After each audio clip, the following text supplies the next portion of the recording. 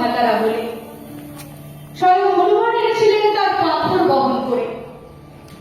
ইতিহাসের পণ্ডিত বলেন, এ মন্দির কিরাত জাতের গড়া, এ দেবতা কিরাতে।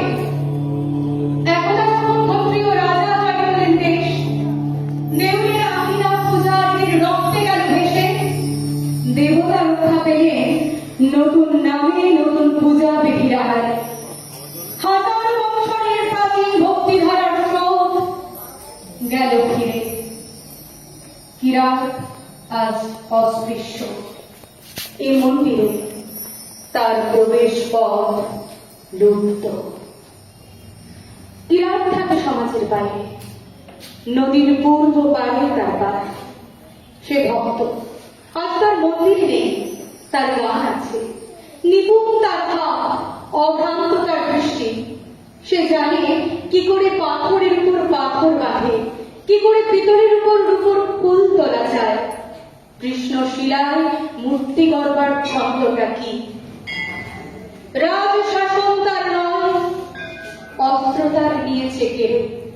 বেশে বাসে ব্যবহারে সম্মানের চিহ্ন হতে সে বঞ্চিত। বঞ্চিত সে কুঠির বিদ্যা।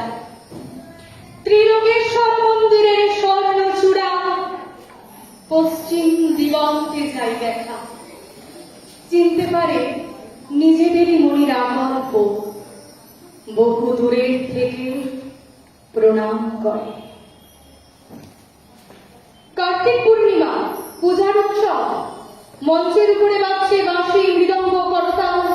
মাঠ জুড়ে কানাতের পর কানা, মাঝে মাঝে উঠেছে ধ্বজা। পথের দুই ধারে ব্যাপারীদের পসরা, তামার পাত্র, রূপোর অলঙ্কার, দেবমূর্তির পথ, রেশমের কাপড়। ছেলেদের খেলার জন্য কাঠের ডমরু, মাটির পুতুল, পাতার বাঁশি। অর্ধের উপকরণ ফল, মালা, ধূপ, বাতি, ঘোড়া ঘোড়া তীর্থবাড়ি।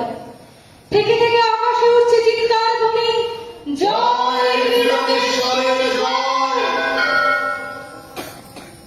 কালরাত্রির শুভ লগ্নে রাজার প্রথম পূজা। স্বয়ং আসবেন মহারাজা রাজ উপস্থিতে চলে।